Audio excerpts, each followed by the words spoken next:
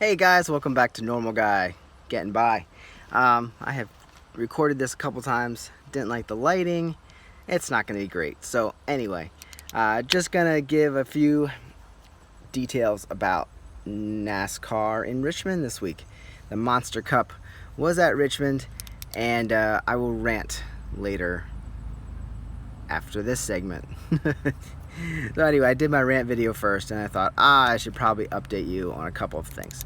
So anyway, first, you have JGR domination, finishing first, second, third, and fourth, and we'll get back to that later. But, you know, my guys, Kurt Busch and Clint Bowyer, did pretty good. I think Kurt had a good strategy, and it just didn't pay off because Mr. Ricky Stenhouse Jr.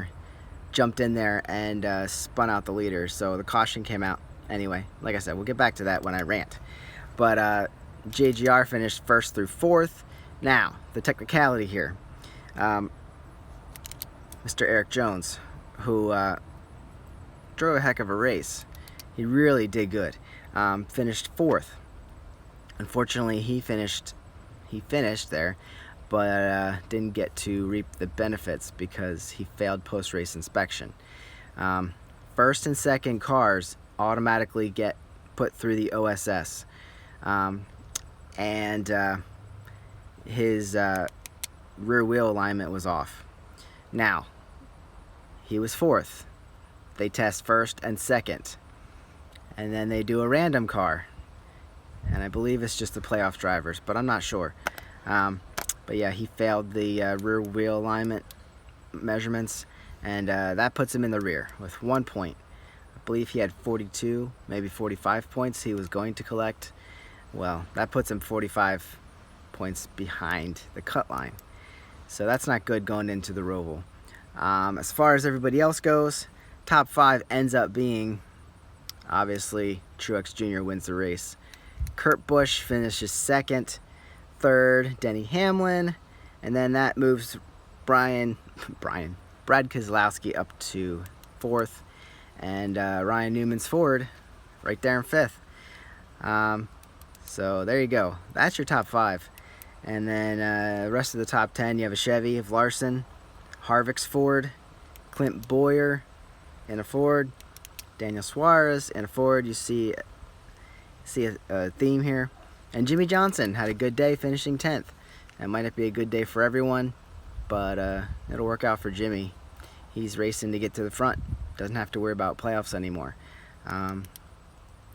The interview for Kyle Busch was very tame compared to last week. He basically said, hey, Gibbs cars are strong. We weren't as strong as the 19, and we had more than the 11 did. So it's pretty happy, but you can tell even Kyle Busch is nervous for the Roval. He brought it up, and he's real unsure of it. So we'll see what happens next week. One last point I want to bring up is before my rant. Where's Ross Chastain? I asked, I don't know, midway through the race, and I said, what about this kid? Like, he's the hot stuff down in the trucks, and was doing really well in Xfinity, and here he is. He wasn't even running anymore. So if you have any comments, questions, concerns, leave them in the comments there down below, and then subscribe. We'll talk about NASCAR. But yeah, Ross Chastain was out. So I don't know, is that a car issue? Did he wreck? Did he just get tired of going around in circles? I don't know. So yep, up next is my rant, and we'll catch you on the next one after the Roval. Bye.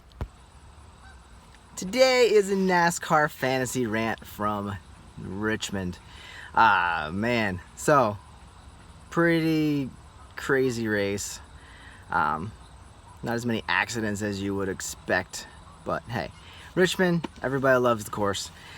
And so my fantasy team, because of having dismal results with Chase Elliott in the beginning of the year, put me into a position where I just made it into the we have 9, but the this round of 16. So I end up with Kurt Busch as what I thought was my best pick. So whether or not that was a good pick or not, I don't know. We'll see. But picking Clint Bowyer was good for this week because he actually scored pretty good.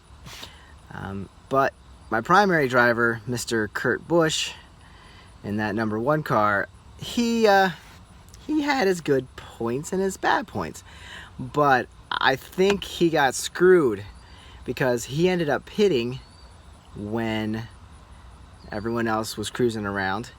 And he came out, he was going to drive to the front. He was going to be fine. I thought this is a good strategy because he's got good tires and he's going to zip it right up front there.